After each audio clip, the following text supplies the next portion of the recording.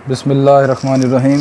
अस्सलाम वालेकुम dear viewers, मैं हूं प्रोफेसर अज़मत अली और आप देख रहे हैं मेरा channel maths for you. Viewers, जैसे कि आप जानते हैं कि हमने चैप्टर नंबर 10 मल्टीपल इंटीग्रल्स जो है स्टार्ट किया हुआ है और अल्हम्दुलिल्लाह इस चैप्टर में जो एक्सरसाइज 10.4 है इस पर हम 2 लेक्चर जो है वो डिस्कस कर चुके हैं। तो आज इंशाल्लाह इस चैप्टर का लास्ट लेक्चर नंबर 3 जो है एक्सरसाइज 10.4 के ऊपर हम डिस्कस करेंगे और इसके बाद इंशाल्लाह ये चैप्टर जो है आज ख़त्म हो जाएगा। अच्छा, इस चैप्टर में आज जिस प्रॉब्लम के मुतालिक हमने डिस्कस करना है वो इस एक्सरसाइज की लास्ट एक्सरसाइज हमारे पास 10.4 उसकी लास्ट प्रॉब्लम नंबर जो 5 है उसके मुतालिक हम डिस्कशन करेंगे इस चैप्टर में। और इस प्रॉब्लम में जिस चीज़ पर हमने फोकस करना है वो हमारे पास यही है कि moments of inertia via triple integrals इसमें। और जो प्रॉब्लम नंबर 4 थी लास्ट लेक्चर में उसमें भी यही था कि आपने मोमेंट्स ऑफ इनर्शिया जो है वो मालूम करना होता है वाया ट्रिपल इंटीग्रल। ठीक है, तो वो हमने यहाँ पर हमारा टारगेट रहेगा। अच्छा, उसके बाद यहाँ पर इस प्रॉब्लम नंबर 5 को सॉल्व करने से पहले यहाँ पर चंद कुछ बेसिक चीज़ें हैं जिनका आपको मालूम होना ज़रूरी है। तो मेरी यहाँ पर जो प्रॉब्लम्स हाईलाइट्स हैं, यानी जिन चीज़ों को यहाँ पर मैं डिस्कस करूँगा वो ये है। पहला ये चीज़ है concept of spherical coordinates. Spherical coordinates के मतलब मैं पहले भी आपको बता चुका हूँ, लेकिन यहाँ पर फिर एक मरतबा थोड़ा सा रिमाइंड आपको करवाना मेरा मकसद होगा यहाँ पर, ताकि ये प्रॉब्लम नंबर जो 5 है उसमें यहाँ पर स्फेरिकल कोऑर्डिनेट का इस्तेमाल होगा। तो पहली चीज़ यहाँ पर ये जो है हम डिस्कस करेंगे इस प्रॉब्लम को डिस्कस करने से पहले कि स्फेरिकल कोऑर्डिनेट्स क्या होते हैं। ठीक है, उसके बाद how can we generate a cone, और एक कॉन जो है उसको हम किस तरह जनरेट करते हैं। जो तीसरा टॉपिक होगा हमारा what is moments of inertia, moments of inertia क्या है। और last topic principal of parallel axis theorem, ये क्या चीज़ है। इस लेक्चर में जो ये जो 2 लास्ट आपके पास टॉपिक हैं कि मोमेंट्स ऑफ इनर्शिया और ये जो पैरेलल एक्सिस थ्योरम जो है ये अभी मैं बाद में डिस्कस करूँगा प्रॉब्लम के दरमियान में। तो पहले यहाँ पर प्रॉब्लम को स्टार्ट करने से पहले हम यहाँ पर डिस्कस कर लेते हैं कि स्फेरिकल कोऑर्डिनेट्स जो हैं वो क्या होते हैं और एक कोन को आप किस तरह जनरेट करते हैं। लिमिटेड यहाँ पर स्फेरिकल कोऑर्डिनेट को डिस्कस करने से पहले यहाँ पर मैं पोलर कोऑर्डिनेट्स में आपको ये जो क्वांटिटी थीटा है इसके मुतालिक यहाँ पर थोड़ी सी इन्फॉर्मेशन दे दूँ, क्योंकि यही जो आपका थीटा है यही स्फेरिकल कोऑर्डिनेट में भी इस्तेमाल होता है। अच्छा, कुछ इस तरह ये होता है, कुछ इस तरह है कि आपके पास ये एक्स वाई प्लेन है, इस एक्स वाई प्लेन में ये एक पॉइंट पी पड़ा हुआ है आपका, यहाँ वो ओरिजिन से लेकर पी तक ये जो आपका वेक्टर बना है ओपी वेक्टर, इस ओपी वेक्टर ने एंटी क्लॉकवाइज डायरेक्शन में एक्स एक्सिस के साथ जो एंगल बनाया है इसे आप एंगल थीटा कहते हैं। ठीक है, अब ये जो एंटी क्लॉकवाइज डायरेक्शन में आपने ये एंगल बनाया है ये थीटा है, तो थीटा की यहाँ पर जो वेरिएशन है वो आपके पास हमेशा 0 से लेकर 2 पाई के दरमियान रहती है। क्यों, यहाँ पर ये पहले क्वाड्रेंट में है, पॉइंट आपका सेकंड क्वाड्रेंट में भी हो सकता है, तीसरे क्वाड्रेंट में भी हो सकता है, चौथे क्वाड्रेंट में भी आ सकता है। ठीक है, तो ये टोटल एंगल आपकी जो इसकी वेरिएशन रहेगी, और ये क्वाड्रेंट में भी रह सकता है पॉइंट और फिर इन एक्सिस के ऊपर भी आ सकता है। तो लिहाजा थीटा यहाँ पर जो बताने का मकसद है वो ये याद रखिएगा कि ये आपके पास 0 से 2 पाई के दरमियान है। ठीक है, इस यहाँ तक सिर्फ बताने का मकसद ये है कि ये याद रखिएगा थीटा आपका 0 से 2 पाई के दरमियान रहता है। अब आगे चलते हैं स्फेरिकल कोऑर्डिनेट्स की तरफ। नहीं जी, नेक्स्ट बेटा जी यहाँ पर हम डिस्कस करते हैं अब प्रॉपरली स्फेरिकल कोऑर्डिनेट को। तो स्फेरिकल कोऑर्डिनेट्स जो है उसको कैसे डिफाइन कर सकते हैं हम। यहाँ पर देखें, आपके पास फ़र्ज़ करें ये पॉइंट पी एक्स वाई पड़ा हुआ है एक्स वाई प्लेन के अंदर। Suppose this is your y axis and this is your x axis. This is a point P in x y plane, this is the region. अब यहाँ पर ये आपका एक्स एक्सिस है, तो इस पॉइंट पी ने, अभी आपने देखा यहाँ पर इस फिगर में कि इस पॉइंट पी ने एक्स एक्सिस के साथ जो एंगल बनाया है उसे आप थीटा कह रहे हैं यहाँ पर। तो ये जो आपके पास एंगल यहाँ पर बनता नज़र आ रहा है ये आपके पास एंगल थीटा है।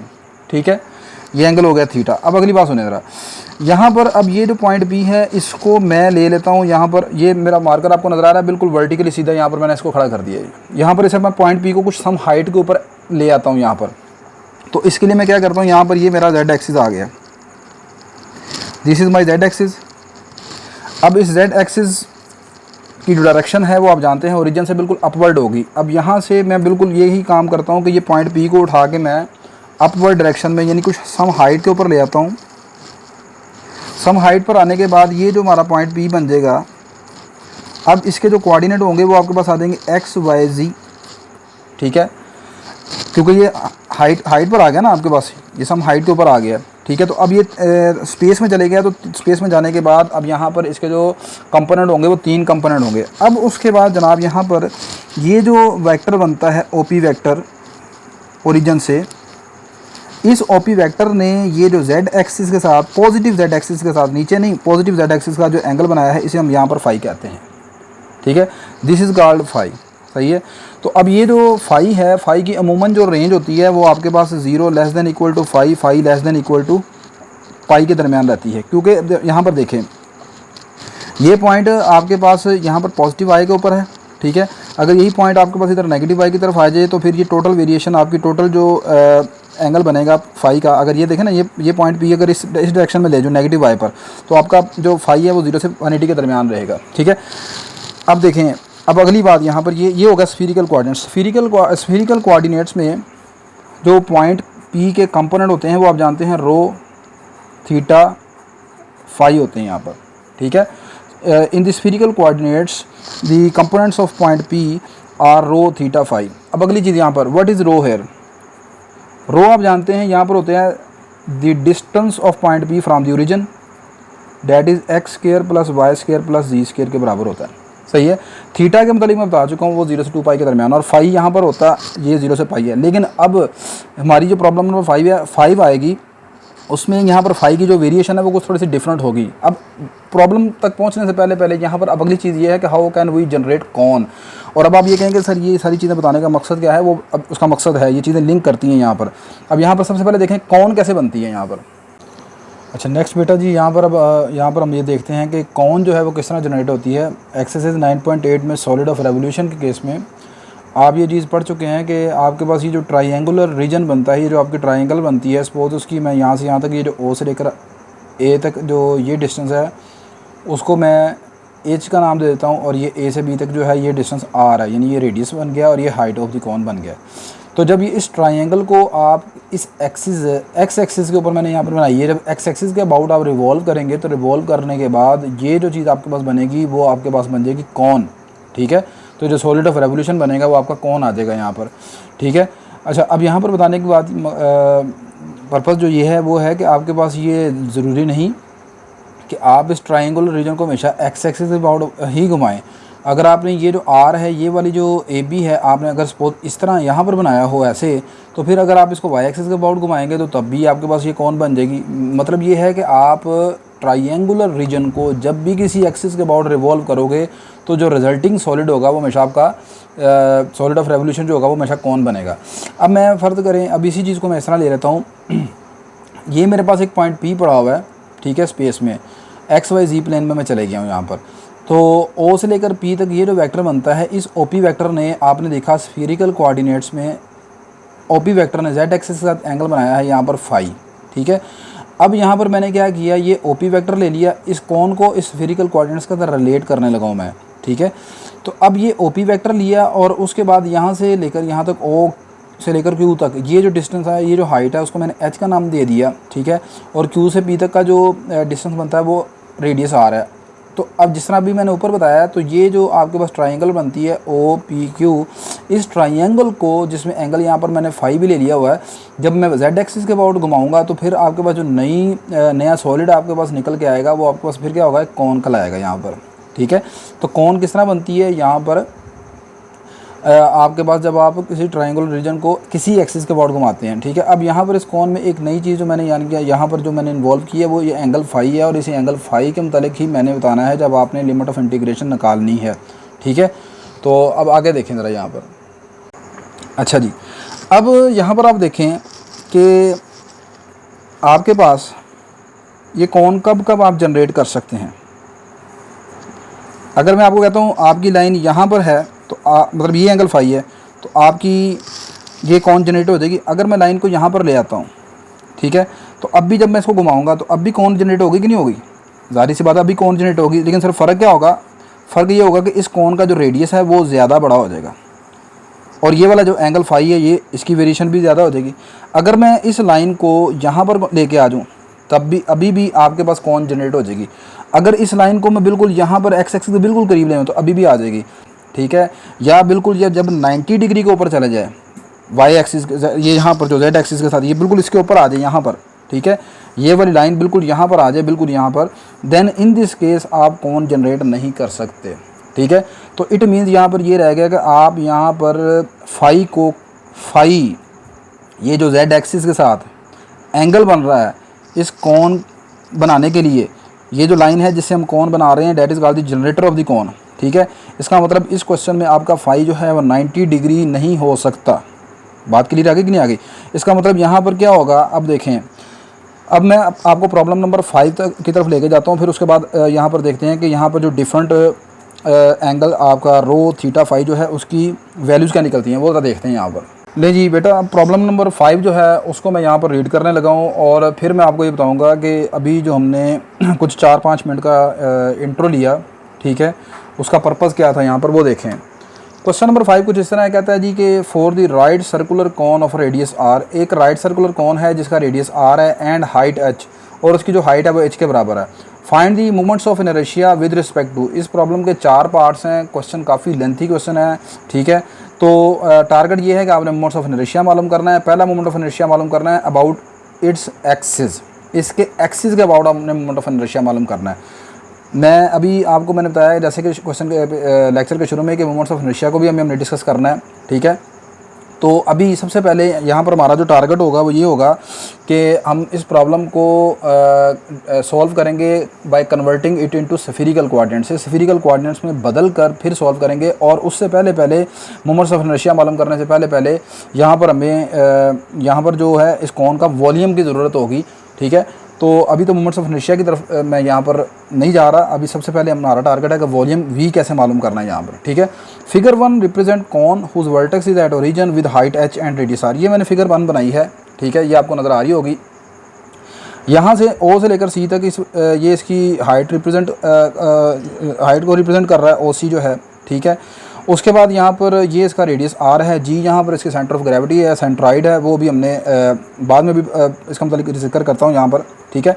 अच्छा, अब अगली बात यहाँ पर ये जो कौन है, ये कौन आपको बनती हुई नज़र आ रही है जेड एक्सिस के ऊपर, यहाँ पर ये मैंने जेड एक्सिस के ऊपर यहाँ पर बनाई है, ठीक है। तो इसका मतलब इसका जो एक्सिस ऑफ रेवोल्यूशन है यानी कि जिसके गिर्द इसने घूमना है, ठीक है, वो आपके पास है यहाँ पर जेड एक्सिस, ठीक है। तो as axis of the cone is z axis it means we need to find. अब इसका मतलब ये है कि पहला क्वेश्चन ये था कि आपने इसका मोमेंट ऑफ इनर्शिया मालूम करना है इसके एक्सिस के अबाउट। तो इस कौन का एक्सिस कौन निकला है बेटा जी, तो इसका एक्सिस निकला है जेड एक्सिस। तो जेड एक्सिस के अबाउट मोमेंट ऑफ इनर्शिया मालूम करने का मतलब ये है कि आई जी आपने मालूम करना है यहाँ पर, ठीक है। तो आई जी कैसे मालूम होगा, triple integral x square plus Y square D v volume element, ये चीज़ हमने इसके पहले पार्ट में यहाँ पर मालूम करनी है यहाँ पर, ठीक है। We will solve this problem by converting it into spherical coordinates. यहाँ पर हम स्फीरिकल कोऑर्डिनेट को इस्तेमाल करते हुए इस प्रॉब्लम को यहाँ पर डिस्कस करेंगे, ठीक है। अच्छा जी, as X Y Z can be converted into spherical coordinates. हम जानते हैं कि आपके पास अगर पॉइंट पी पड़ा हुआ है कार्टियन कोऑर्डिनेट्स में तो उसके कंपोनेंट एक्स वाई जी हैं, और जब इसे स्फीरिकल कोऑर्डिनेट में लिखते हैं तो उसे लिखते हैं रो थीटा फाई। उसके बाद आपने ये रिलेशन भी जानते हैं कि कार्टियन कोऑर्डिनेट को स्फीरिकल कोऑर्डिनेट में कैसे चेंज करते हैं। एक्स की value rho cos theta sine phi, Y की value rho sine theta sine phi, Z की वैल्यू रो कोस फाई के इक्वल होती है। अब जो इंपॉर्टेंट चीज़ है here limits of integration are. अब जो आप कहेंगे कि इतनी चीज़ जो पहले मैंने यहाँ पर डिस्कशन की है उसकी ज़रूरत अब यहाँ पर आएगी। लिमिट्स ऑफ इंटीग्रेशन क्या कैसे निकालनी है वो क्या है यहाँ पर देखें। लें जी, यहाँ पर पहली जो चीज़ रो की है, रो की जो लिमिट है वो 0 से लेकर h सीकंड फाई के दरमियान है। अब आप कहेंगे सर ये यहाँ पर रो की लिमिट कैसे निकल आई है। देखो जी, मिनिमम रो जो है वो 0 के बराबर है, क्योंकि रो जो है वो आपके पास डिस्टेंस को रिप्रेजेंट करती है, ओरिजिन से लेकर पॉइंट पी तक के डिस्टेंस को, ठीक है। अगली चीज़ वो तो आपको समझ आ गई। अच्छा चलें जी, रो की वैल्यू 0 तो आ गई, ये h सीकंड फाई कहाँ से निकला है, ठीक है, वो अगर आप चेक करें। अब आप लें जी, अब आ जाएँ आप वापस इसी कंसेप्ट की तरफ जो पहले मैं आपको यहाँ पर अभी बता रहा था कि एक कौन जो है वो कैसे जनरेट करते हैं। कि आपके पास एक ये लाइन है, एक पॉइंट पी पड़ा हुआ है यहाँ पर स्पेस में, ओपी वेक्टर बना, ठीक है। ओपी, इस ओपी वेक्टर को जब आपने इस जेड एक्सिस के अबाउट घुमाया तो फिर ये बनी कौन आपके पास। लो जी, अब ये जो कौन बन गई है ना, अब हम इस कौन को अपने प्रॉब्लम जो है उसके मुताबिक यहाँ पर ढाल लेते हैं, ठीक है। उसके मुताबिक यहाँ पर हम इसे लेके चलते हैं। तो हमारी प्रॉब्लम के मुताबिक यहाँ पर ये जो चीज़ है यहाँ से यहाँ तक ये हमारा बनता है रेडियस आर, ये यहाँ तक ये बनती है हाइट एच आपके पास, ठीक है। तो ये आपके पास यहाँ पर जो चीज़ बन जाएगी ना, ये हमारे पास एक राइट एंगल ट्रायंगल बनती हुई नजर आएगी, ये इस तरह बन जाएगी यहाँ पर, ये बात समझ आ गई कि नहीं आ गई। ये हमारे पास पड़ा हुआ है ओ, ये हमारे पास पड़ा हुआ है पॉइंट पी, ठीक है। ये आपके पास सामने रेडियस है, यहाँ से यहाँ तक हाइट एच है, ये आपके पास यहाँ पर एंगल फाई के बराबर था, ठीक है। इसको मैं यहाँ पर चलें, इस पॉइंट को यहाँ पर मैं क्यू कह लेता हूँ, ठीक है। इसके ऊपर ज़रा कोस की डेफिनेशन लगाएं ज़रा आप यहाँ पर, कोस फाई की डेफिनेशन। कोस की डेफिनेशन क्या होती है? बेस ओवर हाइपोटेन्यूज, ठीक है। तो यहाँ पर बेस ओवर हाइपोटेन्यूज क्या आ जाएगा? Cos phi equal to base, what is base? Base आ जाएगा आपके पास O Q that is equal to height H over hypotenuse कितना है? O P vector, O P की ये लेंथ ओ से लेकर पी तक, और ओ से लेकर पी तक है क्या? ओ से लेकर पी तक क्या बनता है? ओ के कोऑर्डिनेट 0 0, पी के कोऑर्डिनेट एक्स वाई जी। तो ओ पी के ऊपर अब आप जब डिस्टेंस फार्मूला लगाओगे तो वो क्या निकलेगा? X square plus Y square plus Z square, और ये सारी चीज़ किसके बराबर होती है? दिस इज कॉल्ड रो, ठीक है। तो ये क्या आ गया? Cos phi is equal to H over rho आ गई एच ओवर रो के बराबर यहाँ पर। ये इसलिए यहाँ पर सारी आपको मैंने पहले यहाँ पर थोड़ी सी डिस्कशन करना ज़रूरी समझा था, ठीक है।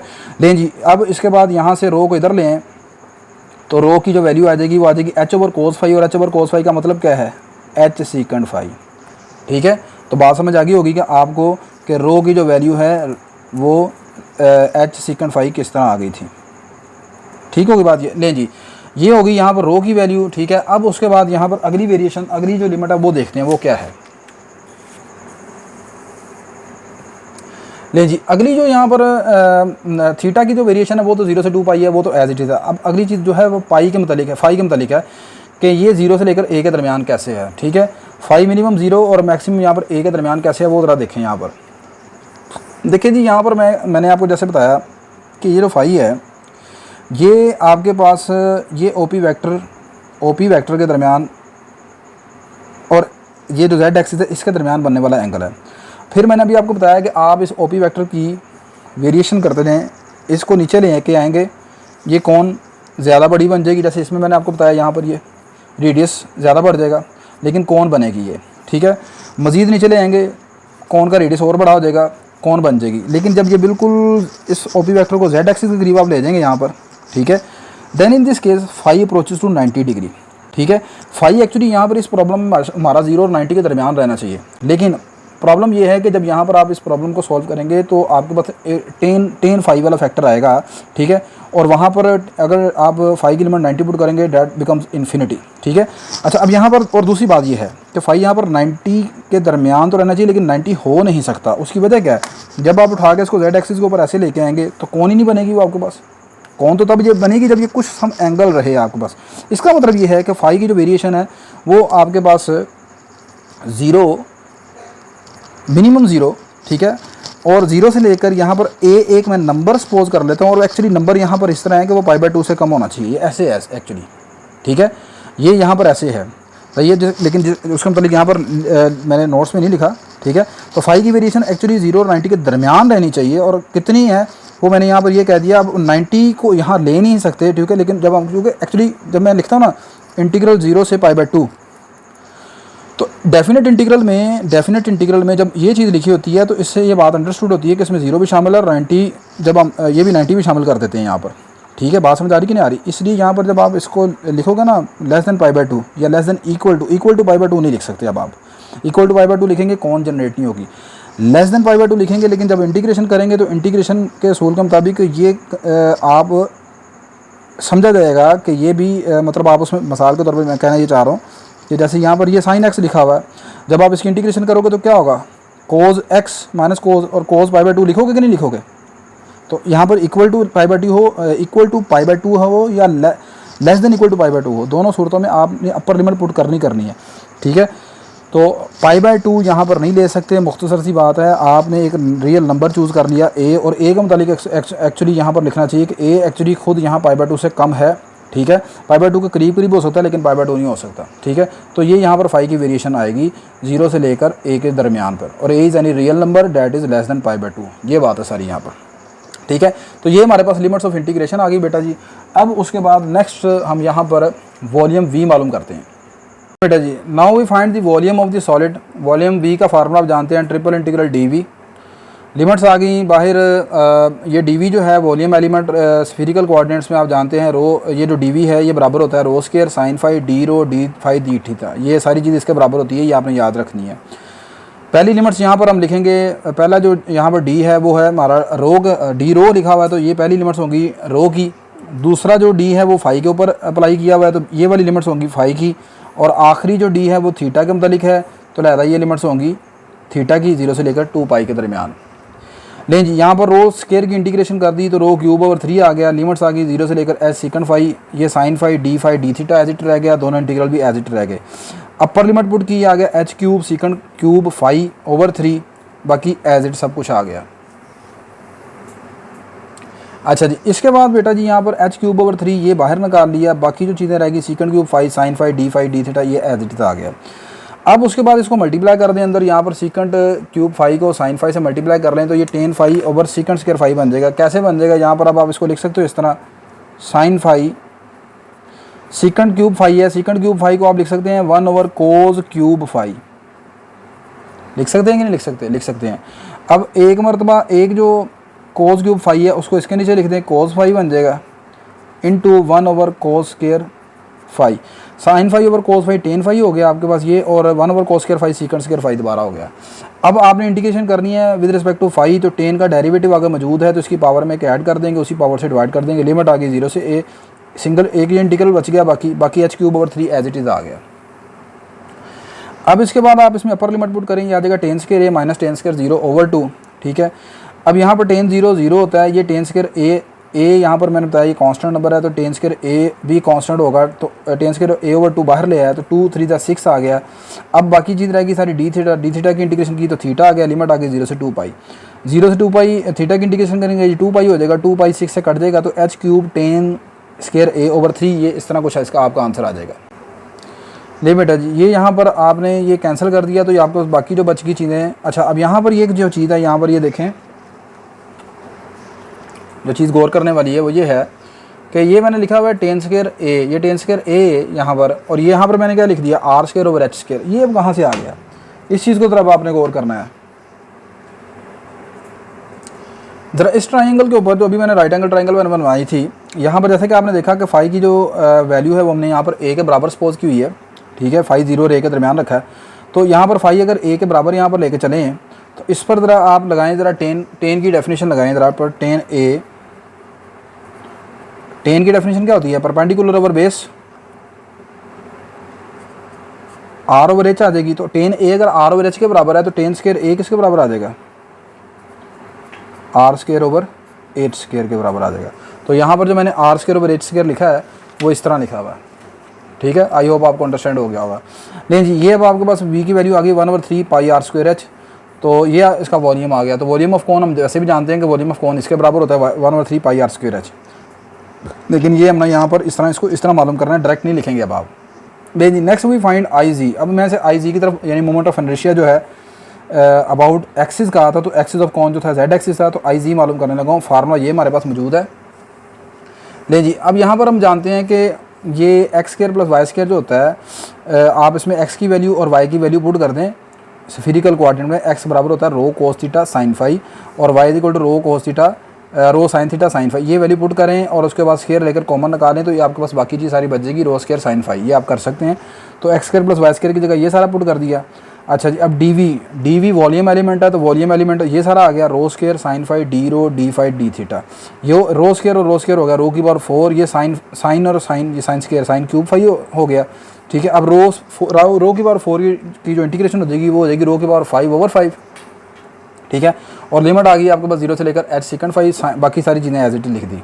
अच्छा ले जी, अब आप रो की जगह अपर लिमिट पुट करें, एच की पावर 5 सेकंड की पावर 5 फाई आ गई, यहाँ पर एच की पावर 5 ओवर 5 ये बाहर आ गई चीज़, बाकी आपको रह गया सेकंड रेज़ टू पावर 5 और साइन फाई डी थीटा, ठीक है जी बेटा। अच्छा यहाँ पर अब यहाँ पर देखें पहले वाले क्वेश्चन की तरह यहाँ पर ये बन गया सेकंड की पावर 5, ये साइन क्यूब है, यहाँ पर साइन क्यूब आएगा, ये अब आप इसे लिख सकते हो इस तरह, सेकंड की पावर 5 है ना, तो यहाँ लिखने से sine cube over cos cube, और यहाँ पर जो सेकंड की पावर 5 है उसमें से यहाँ 2 लिख लेते हैं, यानी कि सेकंड को मैंने कोस में कन्वर्ट कर लिया, कोस की पावर 3 और कोस के इधर लिख दिया। अच्छा ये बन जाएगा आपके पास 10 क्यूब फाई, और यहाँ पर रह जाएगा दोबारा ये ऊपर जाकर बन जाएगा सेकंड स्क्वायर फाई, ठीक है, this is second square phi. अब नेक्स्ट देखें, लेकिन ये बन गया 10 cube phi, second square phi आ गया। अब 10 का डेरिवेटिव आगे मौजूद है सेकंड स्क्वायर, तो इसकी पावर में क्या हो जाएगा, एक ऐड हो जाएगा, तो 10 की पावर 4 ओवर 4 आ जाएगी, लिमिट आ गई 0 से ए तक। अपर लिमिट पुट करेंगे 10 की पावर 4a माइनस 10 की पावर 4 0 ओवर 4, ये 10 की पावर 4 ओवर 4 ये आपके पास आ जाएगा कांस्टेंट बन के बाहर, ठीक है। 4 5 20 आ गया, h की पावर 5 ऐसे आ गया। बाकी रह गया डी थीटा की इंटीग्रेशन होगी थीटा, लिमिट आ गई 0 से 2 पाई। अभी आपने यहाँ पर देखा कि जो टेन ए था, अभी मैंने आपको बना के दिखाया था यहाँ पर राइट एंगल ट्रायंगल में, कि टेन ए जो है वो आपके पास बराबर है आर ओवर एच के बराबर। ये अभी हमने निकाला था यहाँ पर। तो ten A R over H के बराबर है, तो 10 की पावर 4 किसके बराबर हो जाएगी, आर की पावर 4 ओवर एच की पावर 4 के बराबर, ठीक है। तो यहाँ पर एच की पावर 4 एच की पावर 5 यहाँ पर कैंसिल कर दिया, ठीक है। तो ये आपके पास और 2 और 20 कैंसिल हो गया, तो बाकी रह गया पाई आर की पावर 4 एच ओवर 10 आ जाएगा, ठीक है। अब ये आंसर आपने लेके आना in term of volume we, ठीक है। तो वॉल्यूम वी में बदलने के लिए मैंने क्या किया, वी से मल्टीप्लाई कर दिया, वी से डिवाइड कर दिया वी से मल्टीप्लाई, नीचे में यहाँ पर मैंने वी की वैल्यू लगा दी। तो वॉल्यूम वी किसके बराबर होता है, 1/3 पाई आर स्क्वायर एच के बराबर, ये अभी हमने मालूम किया है। तो यहाँ पर ये वैल्यू पुट कर दें। अब यहाँ पर जो चीज़ें कैंसिल होती हैं, कैंसिल वगैरह करने के बाद फाइनल आंसर आप देखेंगे आई जी जो है वो 3/10 आर स्क्वायर वी के बराबर आ जाएगा, ठीक हो गया। ये इसका ए पार्ट खत्म हो गया। मोमेंट ऑफ इनर्शिया उसने कहा था अबाउट इट्स एक्सिस मालूम करना है, और कौन का एक्सिस जो था वो जेड एक्सिस था, लिहाजा आई जी आपने मालूम कर लिया है। ले जी आगे चलें अब इसका बी पार्ट कहता है कि अब आपने मोमेंट ऑफ इनर्शिया मालूम करना है any straight line through its vertex, जो इसके वर्टेक्स से गुजरती हो, and perpendicular to the axis, और इसके एक्सिस के ऊपर परपेंडिकुलर हो, ठीक है। अब आपने मोमेंट ऑफ इनर्शिया उस स्ट्रेट लाइन के मतलब मालूम करना है जो कि इस कोन के वर्टेक्स से गुजरे और परपेंडिकुलर हो इसके एक्सिस के ऊपर, ठीक है। ले जी आप ज़रा इस फिगर नंबर 1 के ऊपर गौर करें कि वो कौन सी लाइन है जो कि इस कोन के वर्टेक्स से गुजर रही है और इसके एक्सिस यानी जेड एक्सिस के ऊपर परपेंडिकुलर है। तो ऑब्वियसली वो नज़र आ रहा है कि वो एक्स एक्सिस है, एक्स एक्सिस लाइन है जो कि इस कोन के वर्टेक्स यानी यहाँ पर वर्टेक्स का ओरिजिन के ऊपर है, ओ से गुजर रही है, और जेड एक्सिस के साथ 90 का एंगल बना रही है यहाँ पर, ठीक है। नज़र आ रहा है ना आपको, जेड एक्सिस और एक्सिस के दरमियान 90 का एंगल यानी परपेंडिकुलर है और वर्टेक्स से पास कर रही है। तो आपने इसका मतलब यहाँ पर मोमेंट ऑफ इनर्शिया मालूम करना है अबाउट एक्स एक्सिस। ये अब बी जो हमारी प्रॉब्लम है उसमें moment of inertia about x axis आपने मालूम करना है, ठीक है। तो मैंने लिखा a line perpendicular to the axis z axis through the, ऐसी लाइन जो कि इसके एक्सिस पर यानी इस एक्सिस से बनाते इसके जेड एक्सिस के ऊपर परपेंडिकुलर है, और through the vertex can be taken as the x axis. तो ये एक्स एक्सिस यहाँ पर इसका जो है वो लाइन है। It means we need to find I x. तो इसका मतलब आपने आई एक्स मालूम करना है जिसका फार्मूला होगा Y square plus Z square. अच्छा अब यहाँ पर आप पहले वाला अगर ट्रिक यहाँ पर इस्तेमाल करेंगे कि आप इसे अगर स्फीरिकल कोऑर्डिनेट में चेंज कर देते हैं वाई की वैल्यू और जी की वैल्यू लगाकर, तो वो यहाँ पर वर्क नहीं करेगा, ज़्यादा लेंथी हो जाएगा काम आपके पास यहाँ पर, ठीक है। वहाँ पर एक्स स्क्वायर था और वाई स्क्वायर था, तो x square plus Y square को सोल्व किया तो वो इंटीग्रल आपका आसान हो जाता है। यहाँ पर वाई और जी की वैल्यू को लगाकर अगर आप इसे स्फीरिकल कोऑर्डिनेट में बदलना चाहेंगे तो क्वेश्चन काफ़ी लेंथी हो जाएगा। तो इसमें मैं यहाँ पर एक ट्रिक इस्तेमाल करूँगा। मैंने यहाँ पर इंटीग्रल को लहदा कर दिया, वाई के ऊपर लहदा डिस्ट्रीब्यूट कर दिया और जेड स्क्वायर के ऊपर लहदा डिस्ट्रीब्यूट कर दिया, वाई स्क्वायर पर लहदा जेड स्क्वायर पर लहदा। तो पहले मैं इसको सोल्व कर लेता हूँ, फिर इसको सोल्व कर लूँगा, बाद में यहाँ पर 1 में पुट करके उनको ऐड कर देंगे, ठीक है। ये हमारा टारगेट होगा इस तरीके से करने का। नेक्स्ट कंसीडर, तो मैंने यहाँ पर वाई स्क्वायर वाली वैल्यू को सोल्व करना शुरू किया, ट्रिपल इंटीग्रल आ गया, यहाँ पर तीनों लिमिट्स आ गई। वाई की वैल्यू मैंने लगा दी rho sine theta sine phi, इसके ऊपर स्केयर था तो यहाँ पर स्केयर आ गया। डी की वैल्यू ये सारी लगा दी। अब उसके बाद यहाँ पर स्केयर ओपन कर दिया, स्केयर ओपन करूँगा तो ये रो का स्केयर आ जाएगा, रो का स्केयर और रो का स्केयर, रो की पावर 4 हो जाएगी। यहाँ पर साइन स्केयर थीटा आएगा, साइन स्केयर थीटा आ गया, साइन स्केयर फाई आएगा, ये वाला साइन स्केयर फाई और ये वाला sine phi, sine cube phi बन जाएगा, ठीक है। रो की पावर 4 की इंटीग्रेशन कर दी पहले, तो रो की पावर 5 ओवर 5 आ गई, लिमिट आ गई 0 से लेकर एच सेकंड फाई, बाकी सब कुछ एज इट इज़ यहाँ पर लिख दिया। अच्छा जी, अब उसके बाद यहाँ पर लिमिट अप्लाई की तो ये एच यहाँ पर ये आएगा एच की पावर 5 सेकंड फाई, ये भी आप देख चुके हैं, बार बार वही चीज़ें आ रही हैं। तो एच की पावर 5 ओवर 5 ये मैंने बाहर निकाल लिया, बाकी रहेगा सेकंड की power 5 sine cube phi sine square phi D theta. इसको मैंने अभी जैसे पीछे चेंज किया था, तो मैं इसे जब चेंज करूँगा कोज में बदल कर, तो ये इसमें बदल जाएगा इस तरह, tan cube phi second square phi sine square theta D theta, ठीक है। ये सारा इस तरीके से आ जाएगा। अच्छा अब यहाँ पर ये 10 का डेरिवेटिव आगे मौजूद है, सेकंड स्केयर, तो 10 की पावर में एक ऐड कर देंगे, 10 की power 4 5 over 4 sign square theta, ये एज इट इज़ यहाँ पर वापस आ गया, ठीक है। लिमिट है जी, यहाँ पर अब मैं लिमिट अप्लाई कर दी, तो लिमिट अप्लाई करने के बाद ये बन जाएगा 10 की पावर 4a माइनस 10 की पावर 4 0 ओवर 4, ये h की पावर 5 और 5 ये फैक्टर बाहर आ गया था। अच्छा जी, यहाँ पर अब बाकी रहेगी चीज़ sine square theta D theta. इसका मतलब आपने साइन स्क्वायर की इंटीग्रेशन करनी है। तो साइन स्क्वायर यहाँ पर मैं इसे डबल एंगल में बदलूंगा, तो साइन स्क्वायर थीटा को मैं लिख सकता हूँ 1 माइनस कोस 2 थीटा ओवर 2। ये आप डबल एंगल आइडेंटिटीज जानते हैं, तो इसको मैंने डबल एंगल आइडेंटिटीज में चेंज कर लिया 1 माइनस कोस 2 थीटा ओवर 2 के, और ये साथ आ गया डी थीटा। यहाँ पर ये जो 2 है ये बाहर आकर मल्टीप्लाई हो जाएगा, ये आ जाएगा h की पावर 5 10 की पावर 4 ओवर 40 आ जाएगा यहाँ पर। अब इसकी इंटीग्रेशन करते हैं, 1 की इंटीग्रेशन थीटा हो गई, कोस की इंटीग्रेशन हो गई साइन 2 थीटा ओवर 2 आ जाएगी। ये एंगल जो है वो नीचे यहाँ पर एज अ डेरिवेटिव कंप्लीट करने के बाद आएगा नीचे यहाँ पर इंटीग्रेशन। खैर ये सिंपल आप जानते हैं इतनी चीज़ें तो। अच्छा, अब यहाँ पर अब आप ये लिमिट अप्लाई कर दें, थीटा की जगह अपर लिमिट पुट करोगे 2 पाई, यहाँ पर लिमिट पुट करोगे ये आ जाएगा साइन 4 पाई। थीटा की जगह 2 पाई पुट करेंगे तो साइन 4 पाई ओवर 2 आ जाएगा। जीरो पर ये भी जीरो हो जाएगा, ये भी जीरो हो जाएगा, लोअर लिमिट ये सारी आपकी जीरो हो गई। अच्छा, अब आप जानते हैं कि साइन 4 पाई या साइन पाई, साइन जो होता है पाई के पाई जब भी आएगा साइन के एंगल में, चाहे वो पाई 2 पाई 3 पाई ओड हो या इवन पाई हो, सारा आंसर जीरो होता है। तो sine at a multiple of pi पर जीरो हो गया, ये सारी चीज़ जीरो होगी, बाकी रह गया 2 पाई। तो अब उसके बाद ये 2 और ये 40 कैंसिल हो गया, बाकी ये सारी चीज़ बच गई। लास्ट वाले क्वेश्चन की तरह ही बाकी ये 10 की पावर 4 को मैंने बदल लिया आर की पावर 4 और एच की पावर 4। लेक्चर कहीं से स्किप नहीं करना आपने, लेक्चर स्किप करेंगे तो फिर ये आपको समझ नहीं आएगी कि 10 की पावर 4 को मैंने कैसे इसमें चेंज किया है। ठीक है, तो ये कंप्लीट लेक्चर अगर आप देख रहे हैं तो फिर तो आपको ये चीज़ समझ आ गई। ये मैंने अभी पीछे चेंज करके दिखाया आपको ये सारी चीज़। ठीक है, नहीं ये triple integral Y square D v जो है वो आपके पास बराबर आ गया। यहाँ पर एच की पावर 4 एच की पावर 5 से कैंसिल हो गई, एच पाई आर की पावर 4 ओवर 20। अब इसे वी में बदलने के लिए मैंने वॉल्यूम वी से डिवाइड कर दिया, वॉल्यूम वी से मल्टीप्लाई कर दिया, नीचे वी की वैल्यू लगा दी वॉल्यूम वी की। वॉल्यूम वी की वैल्यू है पाई r square h over 3।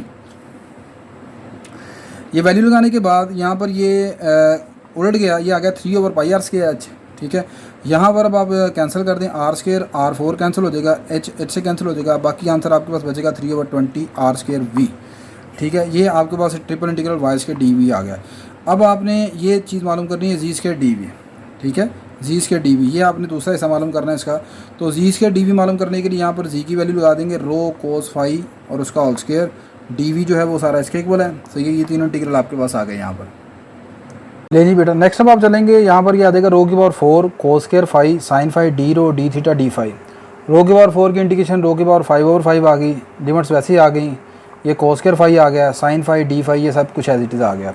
Limit apply कर दी, एच की पावर 5 ओवर 5 बाहर आ गया, second phi cos square phi sine phi D phi आ गया। सीकेंड को कोस में बदल दिया। ठीक है, कुछ कटिंग हो गई, कटिंग होने के बाद यहाँ पर ये चीज़ सारी इसमें इस तरह बदल जाएगी। ठीक है, ये आप बेसिक स्टेप्स हैं, ये कर सकते हैं। 10 का डेरिवेटिव सेकंड स्क्वायर फाई आगे मौजूद है, तो इसकी पावर में एक ऐड कर दिया, उसी पावर से डिवाइड कर दिया, लिमिट 0 से ए तक आ गई। अपर लिमिट पुट की 10 स्क्वायर ए माइनस 10 स्क्वायर 0, ये चीज़ बन गई सारी। उसके बाद ये 2 इधर आके बाहर मल्टीप्लाई हो गया, नीचे 10 आ गया, बाकी बच गया डी थीटा का इंटीग्रेशन की थीटा आ गया, लिमिट 0 से 2 पाई आ गई। अब उसके बाद यहाँ पर ये 2 पाई और 10 कैंसिल हो गया, 10 स्क्वायर ए की value R square over H square लगा दी। उसके बाद ये चीज़ बाकी एच स्क्वायर एच की पावर 5 से कैंसिल हो गया, pi H cube R square over 5 रह गया। वॉल्यूम वी से मल्टीप्लाई, वॉल्यूम वी से डिवाइड, नीचे वॉल्यूम वी की वैल्यू लगा दी। उसके बाद ये चीज़ उलट जाएगी, आ जाएगा 3 पाई आर स्क्वायर एच रह जाएगा। यहाँ पर कैंसिल कर दें जो चीज़ें कैंसिल होती हैं, आर स्क्वायर से कैंसिल हो जाएगा, पाई से कैंसिल हो जाएगा, एच क्यूब से कैंसिल हो जाएगा। तो ये चीज़ आपके पास सारी बच जाएगी, और ये इन टर्म ऑफ वॉल्यूम भी आ गया। तो ये अब आपने दूसरा इंटीग्रल जो जेड स्क्वायर के साथ था वो मालूम कर लिया। इन दोनों की वैल्यूज़ को अब आप 1 में पुट कर देंगे। लें जी, ये triple integral z square D v की वैल्यू आ गई 3 एच स्क्वायर और 5 v. Put values of triple integral Y square and z square in 1 we have. तो 1 आपके पास कुछ इस तरह था, I x is equal to triple integral Y square triple integral z square. इसकी वैल्यू यहाँ पर पुट कर दें, वॉल्यूम वी कॉमन निकाल लें, 3 ओवर 5 कॉमन निकाल लें, ये आपके पास आंसर आ जाएगा r square over 4 plus h square. तो ये आपने इसकी जो प्रॉब्लम नंबर बी है वो सॉल्व कर ली। लेकिन मेन काम अब शुरू होता है, अब आपका जो इसकी प्रॉब्लम नंबर सी और प्रॉब्लम नंबर जो डी है उसमें जो चीज़ें पढ़नी हैं वो इंपॉर्टेंट चीज़ें हैं। ये चीज़ें अब यहाँ पर इंपॉर्टेंस रखती हैं। लेकिन जी इसमें सबसे पहले इंपॉर्टेंट चीज़ है मोमेंट्स ऑफ इनर्शिया होता क्या है यहाँ पर। ठीक है, पहले जो आपने मोमेंट्स ऑफ इनर्शिया मालूम कर लिया ट्रिपल इंटीग्रल से, वो अब आप वो नहीं यहाँ पर आपने इस्तेमाल करना। अब यहाँ पर कुछ और चीज़ें इस्तेमाल होगी। पहले मोमेंट्स ऑफ इनर्शिया के फार्मूले आपके पास बने बनाए थे, ट्रिपल इंटीग्रल से आप मालूम कर रहे थे। अब यहाँ पर थोड़ा सा ये चीज़ चेंज है। मोमेंट्स ऑफ इनर्शिया क्या होता है? Moments of inertia I of a particle of a mass m about a line L called its axis is defined by I is equal to md square where d is the perpendicular distance between the particle and the line L। क्या कह रहा है? मेरे पास ये एक system of ये particles है, ये एक बॉडी है। ठीक है, जिसका मैस जो है वो m के ऊपर है, जिसका सेंटर जो है वो c है, सेंटर ऑफ मैस जो है वो c है। और इसके अबाउट आपने मालूम करना है इसका मोमेंट ऑफ इनर्शिया। तो उसका जो फार्मूला है सिंपल, वो होता है I is equal to m D square. ठीक है, एम डी स्क्वेयर, यहाँ पर m जो है वो आपके पास मैस को रिप्रेजेंट कर रहा है, और d क्या है, d आपके पास इस बॉडी के सेंटर ऑफ ग्रेविटी कह रहे हैं, सेंटर ऑफ मैस कह रहे हैं, वहाँ से लेकर इस लाइन तक का डिस्टेंस है। d is the perpendicular distance from the centre of mass to the axis. ठीक है, तो figure represent moment of inertia about line. तो ये हमारे पास मोमेंट ऑफ इनर्शिया है। इसमें आपने मेन चीज़ जो याद रखनी है वो ये है कि मोमेंट ऑफ इनर्शिया निकालने का जो फार्मूला होता है वो होता है M D square. M mean represent mass, D mean the perpendicular distance from centre of mass to the axis. ठीक है, ये चीज़ है। अगली इंपॉर्टेंट चीज़ है यहाँ पर जी, पैरेलल एक्सिस थ्योरम क्या होता है, principal of parallel axis theorem क्या है। ले बेटा जी, यहाँ पर अब आप पैरेलल एक्सिस थ्योरम को प्रॉपरली समझने से पहले इतना यहाँ पर मेरे इस एक्सपेरिमेंट की तरफ गौर करें। ये मेरे पास एक स्केल है, फ़र्ज़ कर लें कि इसका मैस जो है वो m है। ये मैंने यहाँ पर जो मार्कर है, ठीक है, बिल्कुल इसके सेंटर से पास कर रहा है। ठीक है, जब मैं इस स्केल का मोमेंट ऑफ इनर्शिया इसके यहाँ पर ये जो मार्कर नज़र आ रहा है जो कि इसके सेंटर से पास कर रहा है, ठीक है, इसके अबाउट मालूम करूँगा तो वो वाला जो मोमेंट ऑफ इनर्शिया कहलाएगा, that is called moment of inertia about it's centre of mess. ठीक है, और उसे मैं यहाँ पर ICM से डिनोट करूँगा। अब सम टाइम ऐसा होता है कि यहाँ पर मोमेंट ऑफ इनर्शिया जो है मैं सेंटर ऑफ मैस से नहीं, वो एक्सिस गुजर रहा होता है जिसके अबाउट मालूम करना है। अब मेरा मार्कर यहाँ पर आ गया। ठीक है, अब मैंने इस पूरे स्केल का जिसका मैस m है, इसका मोमेंट ऑफ इनर्शिया मालूम करना चाह रहा हूँ इस पोजीशन पर, इस एक्सिस के अबाउट। ठीक है, तो अब जब यहाँ पर मार्कर मेरा यहाँ पर सेंटर ऑफ मैस पर नहीं है, यहाँ पर है, अब जब मैंने इसके एक्सिस यहाँ पर इसको मैंने रिवॉल्व करना है इस एक्सिस के about.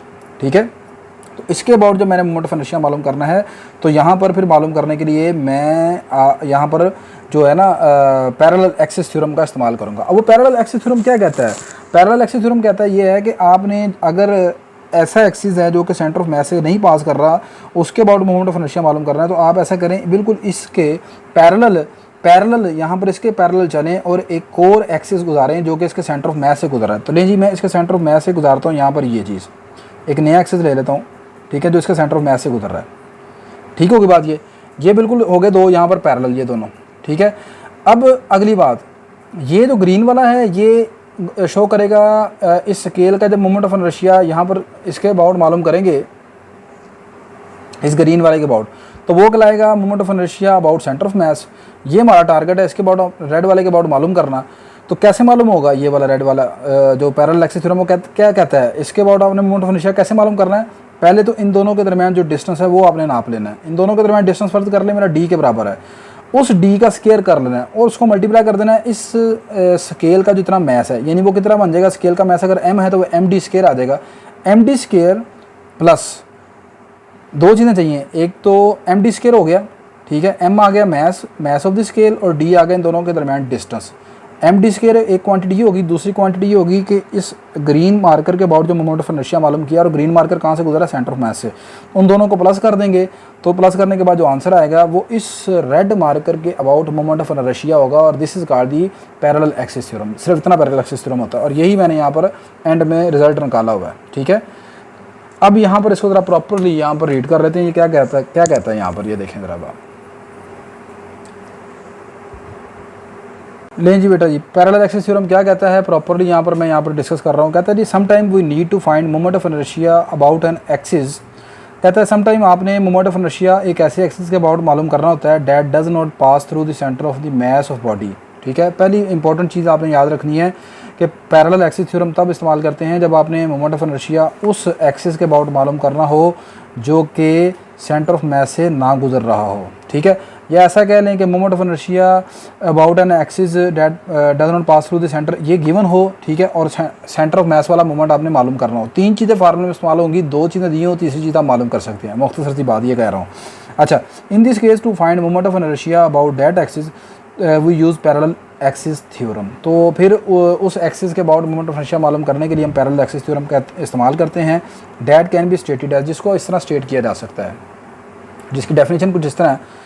Suppose that there is a system of particle of body, फ़र्ज़ कर लें मेरे पास एक पार्टिकल है, एक बॉडी है जिसका मास जो है वो यहाँ पर m है, जिसका सेंटर ऑफ मास जो है वो c है, ठीक है। We want to find moment of inertia about an axis a dash. आपने इस बॉडी का जो मास इस बॉडी का जो मोमेंट ऑफ इनर्शिया मालूम करना है, वो a डैश के अबाउट मालूम करना है, ठीक हो गई बात ये।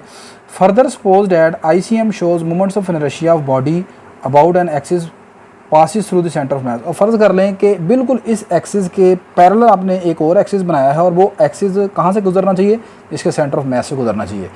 और इस बॉडी का इस सेंटर ऑफ मास से जो एक्सिस गुजर रहा है उसके अबाउट जो मोमेंट ऑफ इनर्शिया उसको मैं डिनोट कर रहा हूँ ICM से। ICM क्या रिप्रेजेंट कर रहा है, shows moment of inertia. ICM show कर रहा है मोमेंट ऑफ इनर्शिया को of body about an axis, उस एक्सिस के अबाउट मोमेंट ऑफ इनर्शिया को, उस एक्सिस के अबाउट मोमेंट ऑफ इनर्शिया को कहाँ से पास करता है, passes through the centre of mass, जो कि बॉडी के सेंटर ऑफ मास से पास कर रहा है। Then according to parallel axis theorem, parallel axis theorem का फार्मूला ये है, वो वाला एक्सिस जिसके अबाउट आपने मोमेंट ऑफ इनर्शिया मालूम करना है IA डैश इक्वल है वो वाला मोमेंट ऑफ इनर्शिया जो सेंटर ऑफ मास के अबाउट था, जो सेंटर ऑफ मास का है, ठीक है, वो आ गया plus md²। m mass of the body, d is perpendicular distance between two parallel lines, ठीक है। और ये क्वांटिटी जो है md² जो है, ये भी हम पहले भी डिस्कस कर चुके हैं। Here quantity md² shows moments of inertia, ये मोमेंट्स ऑफ इनर्शिया को शो करती है। ये भी एक्चुअली मोमेंट्स ऑफ इनर्शिया है, इसके लिए भी आप आई वाली टर्म इस्तेमाल कर सकते हैं, ठीक है, लेकिन मैंने इस तरह चूँकि पहले बता चुका हूँ इसलिए यहाँ पर ऐसे लिख दिया है। Here quantity md² shows moments of inertia of mass m। ये मास m कहाँ पर, placed at the centre of body, जिसको मैं बॉडी के सेंटर पर ले आया हूँ, बॉडी के सेंटर पर ले आया हूँ, अबाउट एक्सिस, ठीक है। तो एक्चुअली ये आपके पास जो मोमेंट ऑफ इनर्शिया है जिस रिक्वायर्ड एक्सिस का, जिसके अबाउट आपने मालूम करना है, it is the sum of two moments of inertia. Two moments of inertia के अबाउट आप इसका टू मोमेंट्स ऑफ इनर्शिया का सम है। कौन कौन से टू मोमेंट्स ऑफ इनर्शिया, एक है सेंटर ऑफ मास के अबाउट मोमेंट ऑफ इनर्शिया, और एक है ये पूरी बॉडी का जो मास है जब आप इसको सेंटर पर लेके आ गए हैं। अब जब आप उस सेंटर का इस एक्सिस के अबाउट मोमेंट ऑफ इनर्शिया मालूम करेंगे, गौर करें, ये जो ICM है ना, ये भी सेंटर ऑफ मास का ही है ना, ये भी सेंटर में आ गया, लेकिन इसका ये जो आपने मोमेंट ऑफ इनर्शिया मालूम किया है वो इस एक्सिस के अबाउट मालूम किया है। और जब इस बॉडी का सारा मास उठा के आप इधर ले आएंगे तो ये वाली जो चीज़ है वो सारे का सारा मास जब इधर आ गया, अब इसका जो मोमेंट ऑफ इनर्शिया इस लाइन के अबाउट आप मालूम करेंगे वो md² कहलाएगा, ठीक है। ICM also represent moment of inertia of center of mass but about this line.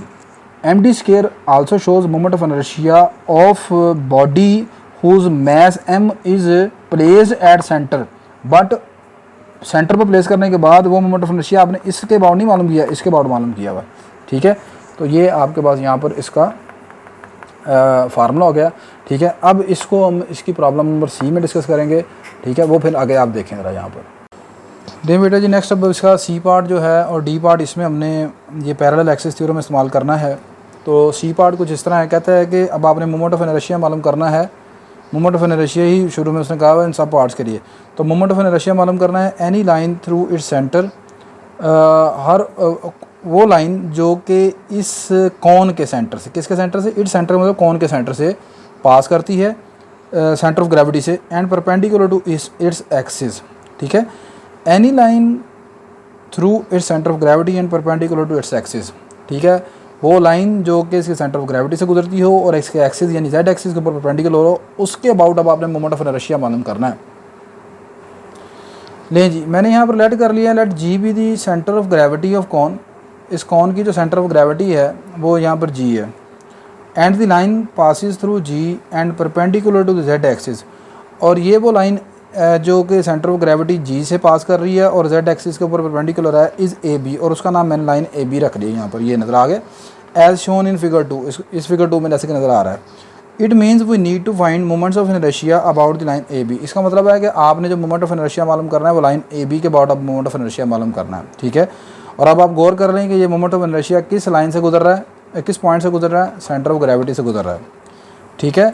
अच्छा, but firstly we find centre of gravity g, लेकिन यहाँ पर ये लाइन मोमेंट ऑफ इनर्शिया जो कि आपने लाइन AB के अबाउट मालूम करना है और वो लाइन AB गुजर रही है सेंटर ऑफ ग्रेविटी से, तो सेंटर ऑफ ग्रेविटी यहाँ पर पहले हमारा टारगेट है g मालूम करना। अब g यहाँ पर आप देखें ये आपका z एक्सिस के ऊपर लाई कर रहा है, जेड एक्सिस के ऊपर लाई कर रहा है, तो due to the symmetry of cone की सिमेट्री के वजह से ये अगर जेड एक्सिस के ऊपर लाई करता है तो जेड एक्सिस के ऊपर इसके एक्स और वाई कोऑर्डिनेट्स क्या होंगे, 0 होंगे। तो इसका मतलब ये है कि जो जी का जेड कंपोनेंट है वो आपने एक्चुअली मालूम करना है। तो यही मैंने लिखा है कि from the figure we can observe that due to the symmetry of the cone G lies on z axis, so coordinates of G, तो जी के कोऑर्डिनेट होंगे 0 0 जेड बार। ठीक है, अब आपने जेड बार मालूम करना है यहाँ पर। ठीक है, तो जेड बार का यानी कि जो आपके पास फार्मूला है वो होता है Z bar is equal to triple integral Z D we over triple integral D V. अब यहाँ पर डेंसिटी वगैरह के मतलब कोई बात नहीं की गई, इसलिए यहाँ पर डेंसिटी फंक्शन नहीं लिया जाएगा कोई भी। ठीक है, तो ये सिंपल आपका फार्मूला इस्तेमाल होगा यहाँ पर। अच्छा, triple integral Z D we, Z की यहाँ पर वैल्यू लगा दी रो कोस फाई, और डी वी जो वॉल्यूम एलिमेंट है उसे मैंने चेंज कर दिया rho square sine phi D rho d phi D theta. Limits of integration वही रहेंगी पूरे क्वेश्चन में थ्रू आउट, वो चेंज नहीं होंगी।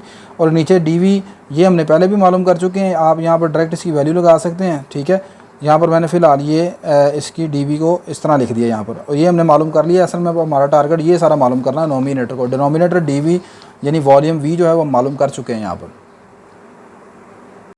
ले जी, यहाँ पर अब हम नोमिनेटर को बेटा मालूम करने जा रहे हैं। तो ये आ गया triple integral Z D we, Z की वैल्यू लगा दी। अब यहाँ पर जेड की वैल्यू रो कोस फाई लगाने के बाद ये रो और ये रो स्क्वायर कितना हो जाएगा, रो क्यूब हो जाएगा, कोस फाई साइन फाई बाकी सब कुछ एज इट इज़ आ गया। रो की इंटीग्रेशन कर दी, रो क्यूब की इंटीग्रेशन होगी रो की पावर 4 ओवर 4, लिमिट आ गई 0 से लेकर H second phi, cos phi sine phi D theta, बाकी जो बच गया वो यहाँ पर वैल्यू आ गई। रो की जगह ये अपर लिमिट पुट की तो ये आ गया एच की पावर 4 ओवर 4, ये मैं कांस्टेंट बन के बाहर निकल गया, बाकी रहेगा second rest power 4 phi cos phi sine phi D phi, lower limit पर इसका आंसर 0 आ जाएगा। अच्छा, अब यहाँ पर ये सेकंड की पावर 4 को आप लिख लेंगे 1 ओवर कोस की पावर 4। ठीक है, जैसे कि आप पहले क्वेश्चन में भी करते आ रहे हैं। ये लिखने के बाद इसको 10 में कन्वर्ट कर लिया, ये आ गया 10 फाई सेकंड स्क्वायर फाई। ठीक है, डी फाई डी थीटा। अच्छा, उसके बाद यहाँ पर ये 10 का डेरिवेटिव अगर मौजूद है सेकंड स्क्वायर फाई, तो 10 की पावर में एक ऐड हो जाएगा 10 स्क्वायर फाई ओवर 2 आ जाएगा, लिमिट 0 से ये आ गई। अपर लिमिट पुट की तो 10 स्क्वायर ए माइनस लोअर लिमिट पुट की 10 स्क्वायर 0 ओवर 2 आ गया।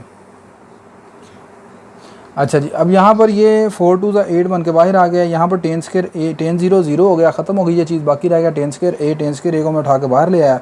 बाकी आपके पास वैल्यू बचती है थीटा की, तो अपर डी थीटा की इंटीग्रेशन होगी थीटा। अब आप इसमें लिमिट अप्लाई कर दें, थीटा की जगह 2 पाई, लोअर लिमिट पुट करेंगे 0 आ जाएगा, तो ये 2 और ये 8 कैंसिल हो जाएगा आपके पास, बाकी क्या रह जाएगा 4, तो एच रेस्ट पावर 4 ओवर 4 पाई आ गया। अब ये 10 स्क्वायर ए को मैंने बदल दिया are square over H square में। ठीक है, ये एच स्क्वायर से कैंसिल हो गया। ये मैंने बताया शुरू में क्वेश्चन में कि ये आपने 10 स्क्वायर ए को कैसे बदलना है। 10 ए बराबर है आर ओवर एच के बराबर, तो यहाँ पर 10 स्क्वायर ए जो है वो आर ओवर एच के बराबर आ जाएगा। ठीक है, ये क्वेश्चन के शुरू में मैं बता चुका हूँ आपको पहले भी। ठीक है, उम्मीद करता हूँ आपने पूरा लेक्चर देखा होगा। 10 ए जो है वो आपके पास आर ओवर एच के बराबर है, तो 10 स्क्वायर ए जो है वो आर स्क्वायर ओवर एच के बराबर आ जाएगा यहाँ पर। ठीक है, तो अब यहाँ पर एच स्क्वायर एच की पावर 4 से कैंसिल होकर एच स्क्वायर आ जाएगा, आर स्क्वायर आ जाएगा, पाई, ये चीज़ सारी आपके पास बच जाएगी। लें जी, ये अब आपके पास जो ट्रिपल इंटीग्रल बेटा निकला है G D V pi H square over R square over 4 आ गया। जेड बार जो है वो आपके पास आ जाएगा, यहाँ पर ये जेड के ऊपर बार है। ठीक है, तो जेड बार का फार्मूला आपने पढ़ लिया, triple integral Z D we over triple integral, इसमें वैल्यू पुट आउट कर दें, नोमिनेटर आ गया pi H square r square over 4, और ये नीचे वॉल्यूम था कौन का pi r square h over 3। यहाँ पर अब आप जो चीज़ें कैंसिल होती है कैंसिल कर दें, बाकी आपके पास रह जाएगा 3h over 4। Hence centre of gravity of the cone is 0 0 3h/4। ठीक है, ये आपके पास कॉन की सेंटर ऑफ ग्रेविटी आ गई। ठीक है, अब आपने मालूम करना, now we find moment of inertia about A B. अब यहाँ पर हम ए बी के अबाउट मोमेंट ऑफ इनर्शिया मालूम करते हैं। नहीं जी, अब यहाँ पर बेटा जी हमने principle of parallel axis theorem है वो इस्तेमाल करना है। तो by using principle of parallel axis theorem here moment of inertia about x axis, देखें आपने ए बी कौन सी लाइन है जो कि सेंटर ऑफ ग्रेविटी से गुजर रही है, इसके अबाउट आपने मोमेंट ऑफ इनर्शिया मालूम करना है। तो पैरेलल एक्सिस थ्योरम ये कहता है कि आप पहले वो वाला एक्सिस तलाश करें जो ए बी के पैरेलल है। ज़रा अब आप फिगर पर गौर करें, ये मेरे पास फिगर है। ठीक है, यहाँ पर आप गौर करें कि ये ए बी के अबाउट आपने मोमेंट ऑफ इनर्शिया मालूम करना है। इसके पैरेलल एक्सिस जो चल रहा है वो नीचे एक्स एक्सिस चल रहा है। ठीक है, इसके पैरेलल कौन सा एक्सिस चल रहा है, एक्स एक्सिस चल रहा है। तो यहाँ पर जो मोमेंट ऑफ इनर्शिया निकालने का फार्मूला यहाँ पर बनेगा वो क्या बन जाएगा, ज़रा देखें ज़रा। आप लिखेंगे यहाँ पर पैरेलल एक्सिस थ्योरम के मुताबिक यहाँ पर moment of inertia about x axis, एक तो ये आपको मालूम होना चाहिए, ठीक होगी बात ये, इक्वल टू इधर आपने एक टर्म लिखनी है एम डी स्क्वायर, मैस और डिस्टेंस का स्क्वायर, प्लस इधर वो लिखना है मोमेंट ऑफ इनर्शिया जो कि सेंटर से पास कर रहा है। याद है अभी आपने देखा था ये फार्मूला ICM, ठीक होगी बात ये नहीं, ये चीज़ें आपने देखी हैं अभी। Moment of inertia about x axis, पहले इसके पैरेलल आपने एक एक्सिस तलाश करना है, वो मैंने तलाश कर लिया एक्स एक्सिस, जिसका मोमेंट ऑफ इनर्शिया मुझे मालूम होना चाहिए पहले, ठीक है। ये नहीं कि कोई भी पैरेलल उठा दे, पहले उसका मोमेंट ऑफ इनर्शिया भी मालूम हो, ठीक है। उसके बाद अब अगली चीज़ ये, इसमें एम डी स्क्वायर ये वाली क्वांटिटी आपने ऐड कर देनी है। एम मतलब यहाँ पर है मैस, ठीक है, तो यहाँ पर कौन का मैस कितना है, v है। डी डिस्टेंस, तो इसका ओरिजिन से लेकर ग्रेविटी तक का डिस्टेंस कितना निकला है, जी जो ग्रेविटी है इसके कोऑर्डिनेट निकले हैं 003h/4, तो इसका मतलब ये आपके पास तीसरा कंपोनेंट किस चीज़ को शो कर रहा है, इसकी हाइट को। तो इसका मतलब यहाँ से लेकर यहाँ तक जो हाइट निकली है वो आपके पास है 3h/4, यही आपका डिस्टेंस d है। इसका आप कर लोगे स्क्वायर यहाँ पर, और स्क्वायर करके इसको मैस किया v है, तो इससे मल्टीप्लाई कर देंगे 3h/4। अगली बात ये रहेगी कि एक्स एक्सिस के अबाउट मूवमेंट जो आपने निकाला था, ठीक है, एक्स एक्सिस के अबाउट आपने जो मूवमेंट ये इधर लगाना है, वो क्या निकाला है, वो IX है, और वो आपने अभी निकाल चुके हैं पहले हम। तो ये यहाँ पर देखें आपके पास बन जाएगा moment of inertia about x axis equal to moment of inertia about AB यानी कि इसके जो पैरेलल है, plus moment of inertia of mass V place at G about the x axis, ठीक है। ये लाइन अगर लिखना मुश्किल लगती है तो बस वो MD स्क्वायर वाली जो टर्म है उसको आप याद रखें, ठीक है। अब अगली बात चलें, नहीं जी, एक्स एक्सिस के अबाउट आपने मोमेंट जो मालूम किया है वो आ गया 3/5r²/4h²v, ये अब आप मालूम करके आए हैं। ये कहाँ पर मालूम किया था आपने, इसकी आपने बी वाली जो बी पार्ट है उसमें मालूम किया था। तो ये बेटा आ गया आपके पास moment of inertia about x axis, ये आपने इसकी पार्ट बी जो वाली प्रॉब्लम जो थी उसमें सॉल्व किया था अभी आपने, equal to moment of inertia about AB ये हमने मालूम करना है, प्लस MD स्क्वायर मतलब मैथ यहाँ पर इसका वॉल्यूम को कंसीडर किया जाएगा, m की जगह v लगाएंगे। डी डिस्टेंस मैंने अभी आपको दिखाया फिगर में 3h/4 बनता है, उसका स्क्वायर आ जाएगा आपके पास, ठीक है। बात समझ आ गई कि नहीं आ गई। डिस्टेंस d जो है यहाँ पर मैंने अभी आपको बता दिया है कैसे निकाला है, ये यहाँ पर ओरिजिन से लेकर यहाँ तक डिस्टेंस किसका निकालना है, इन दोनों पैरेलल एक्सिस के दरमियान जो डिस्टेंस बनता है वो वाला डिस्टेंस लेना आपने। तो इन दोनों पैरेलल एक्सिस के दरमियान डिस्टेंस कितना बनता है, 3h/4। कैसे 3h/4 बनता है, जी के जो कोऑर्डिनेट्स निकले हैं उसमें तीसरा कंपोनेंट 3h/4 है, वो इसकी हाइट को शो करता है, ठीक है कि नहीं, बात क्लियर होगी कि नहीं। ले जी moment of inertia about AB आ जाएगा। इस टर्म को मैं दूसरी तरफ ले गया, मतलब जो moment of inertia about x axis है उसमें से ले जाकर माइनस कर दिया, V कॉमन निकाल लिया। कॉमन निकालने के बाद यहाँ पर जो कुछ LCM वगैरह है, LCM लेने के बाद फाइनल सोल्व करने के बाद आपका जो आंसर आता है मोमेंट ऑफ इनर्शिया का वो आता है 3/80h² + 4r²। ये कैलकुलेशन है, इतनी चीज़ आप कर सकते हैं।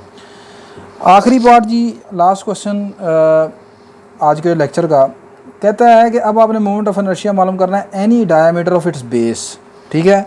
कौन की जो सर्कुलर बेस बनती है, ठीक है, इसके किसी भी डायमीटर के अबाउट आपने मोमेंट ऑफ इनर्शिया मालूम करना है, ठीक है। आप जानते हैं कि एक सर्कल से लातदाद जो है, क्योंकि इसकी बेस जो है वो सर्कुलर है, तो एक सर्कल से लातदाद डायमीटर पास करते हैं। मानते हैं कि नहीं मानते आप, एक सर्कल से इनफाइनाइट डायमीटर पास कर सकते हैं उसके सेंटर से, ठीक है ना। एक सर्कल के इनफाइनाइट जो डायमीटर होते हैं, तो आपने उसके किसी एक डायमीटर के अबाउट जो है ना वो मोमेंट ऑफ इनर्शिया मालूम करना है। तो मैंने यहाँ पर लेट कर लिया, let DE be an arbitrary diameter passes through the centre C। तो इस सर्कल का जो इसकी जो बेस है इसका सेंटर मैंने रख लिया यहाँ पर C, उसको मान लिया। तो इसके इस डायमीटर का ये आर्बिट्रेरी डायमीटर ले लिया DE, ठीक है, जो कि बिल्कुल यहाँ पर पैरेलल है एक्स एक्सिस के, ठीक है। और इस एक्सिस के जो AB एक्सिस है सेंटर ऑफ ग्रेविटी से जो अभी हमने मालूम किया उसके पैरेलल हमने ये रख लिया, वो वाला डायमीटर मैंने चूज़ कर लिया। As shown in figure 3 it means we need to find moment of inertia about DE, ठीक है। इसका मतलब हमने मोमेंट ऑफ इनर्शिया अब DE के अबाउट मालूम करना है। DE कौन है, डायमीटर है, ठीक है। इसका और डायमीटर के अबाउट मोमेंट ऑफ इनर्शिया के लिए कहा, तो इसका मतलब हमने DE के अबाउट मोमेंट ऑफ इनर्शिया मालूम करना है। So by using principle of parallel axis theorem, तो यहाँ पर भी पैरेलल एक्सिस थ्योरम लगेगा। अब आपने क्या करना है, इसके पैरेलल एक एक्सिस लेना है। तो अब आप सोचें ज़रा, इसके पैरेलल एक एक्सिस ये भी बनता है और इसके पैरेलल एक एक्सिस ये भी बनता है, ठीक है। लेकिन अब आपने याद रखना है कि पैरेलल एक्सिस थ्योरम में मेरी बात को गौर से सुनिएगा, पैरेलल एक्सिस थ्योरम में दो तरह के मोमेंट ऑफ इनर्शिया आ रहे होते हैं। एम डी स्क्वायर वाली टर्म को ज़रा छोड़ देना, तो दो तरह के मोमेंट ऑफ इनर्शिया आ रहे होते हैं पैरेलल एक्सिस थ्योरम में। दो तरह के मोमेंट ऑफ इनर्शिया आ रहे होते हैं। एक वो होता है जिसके अबाउट हमने मालूम करना है, ये हमारा रिक्वायर्ड मोमेंट ऑफ इनर्शिया, और एक वो होता है जो कि इसकी सेंटर ऑफ ग्रेविटी से या सेंटर ऑफ मास से गुजर रहा होता है, और प्लस एम डी स्क्वायर ये चीज़ आती है। इसका मतलब अब इसके पैरेलल दो तो एक्सिस आपको नज़र आ रहे हैं, लेकिन हमने एक तो वो है आई मोमेंट ऑफ इनर्शिया जो हमने मालूम करना है, यानी यहाँ पर आएगा आई डी ई, ये हमने मालूम करना है। एक वो उठाएंगे मोमेंट ऑफ इनर्शिया के लिए जो कि सेंट्राइड से सेंटर ऑफ ग्रेविटी से पास कर रहा है। तो सेंटर ऑफ ग्रेविटी से कौन पास कर रहा है?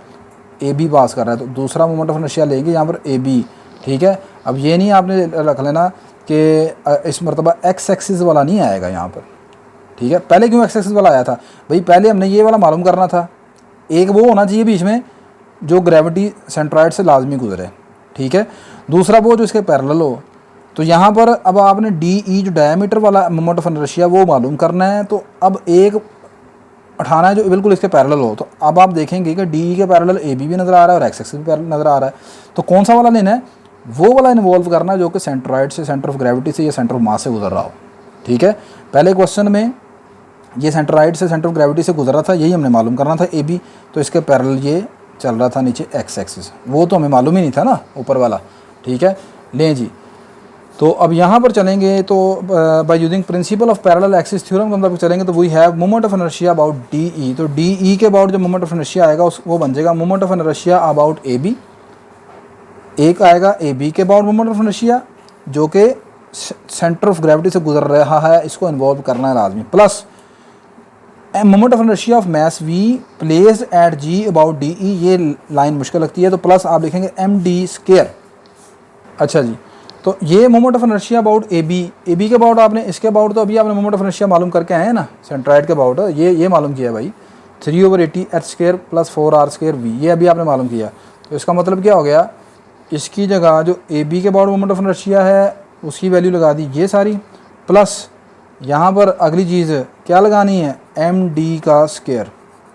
एम मतलब मैस, यहाँ पर मैस को हम लेंगे वॉल्यूम वी, तो एम की वैल्यू वी पुट कर दी। अब रह गया डी, डिस्टेंस डी, ये अब आपने मालूम करना है। डिस्टेंस डी, कौन सा डिस्टेंस डी? दोनों एक्सिस जोन से आपने लिए उनके दरमियान का डिस्टेंस। डी मतलब, डी का मतलब होता है डिस्टेंस बिटवीन पैरेलल एक्सिस जो आपने उठाए हैं। बात क्लियर होगी कि नहीं होगी? तो अब यहाँ पर आपने दो पैरेलल एक्सिस कौन से उठाए हैं, एक वो डी जो आपने मालूम करना है, दूसरा वो जो ग्रेविटी से पास कर रहा है, ठीक है। तो यहाँ पर आपको जो डिस्टेंस चाहिए वो चाहिए सी से लेकर जी तक, तो वो मैंने यहाँ निकाल के आपके सामने रखा हुआ है। वो बनता है h/4। वो कैसे? ओ से लेकर सी तक ये क्या है, हाइट ऑफ द कोन है, वो कितनी है, h है। ओ से लेकर जी तक हाइट कितनी है, 3h/4 है, ये भी हमने मालूम किया है। जी का z कंपोनेंट कितना निकला था, 3h/4, ठीक है। तो ओ से लेकर जी तक हाइट कितनी होगी, 3h/4।